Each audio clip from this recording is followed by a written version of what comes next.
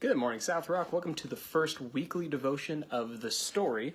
A little different from our daily devotions that we've been doing for the last few months at this point, which is wild. But we are starting the story series this Sunday. And so today is the first of a 31-week installment of weekly devotions through the story. So hopefully by now you've read most of or all of chapter 1.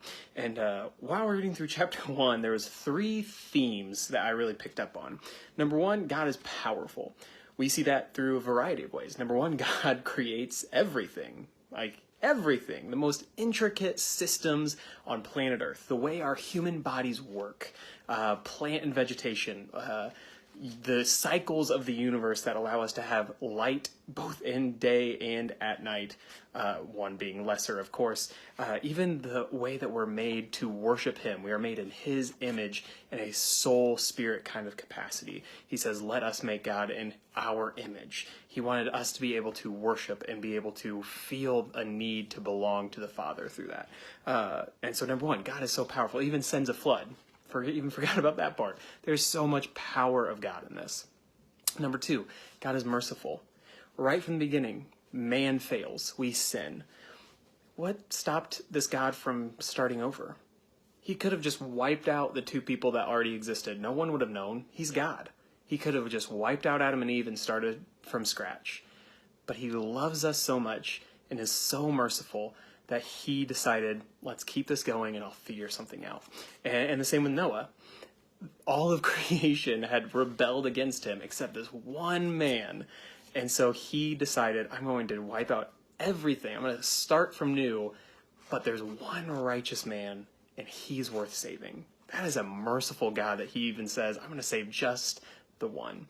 And then finally, God is purposeful.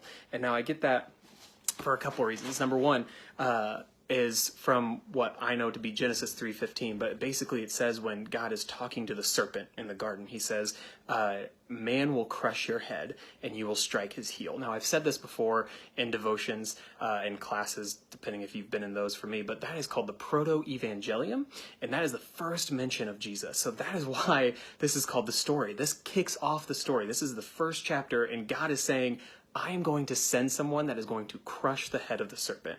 He's going to wipe away sin. He is going to save us. And he is going to be me incarnate. So God was saying from here, from chapter 1, Jesus is coming. And that is purpose, right? God is a purposeful God. He has a plan and he is set out to do it and bring it about. But also the story of Noah. He's a purposeful God. He sees a righteous man and says, he has a purpose. He will bring about a new, he will bring about people after the flood. He will be able to start from scratch. I am going to save Noah, and then to set up a covenant purposefully and say, I will not do that again, through Noah and through that rainbow. Our God is purposeful.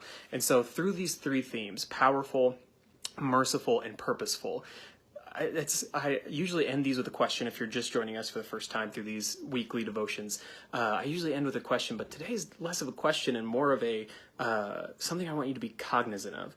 For the next week, just look out for that in your life.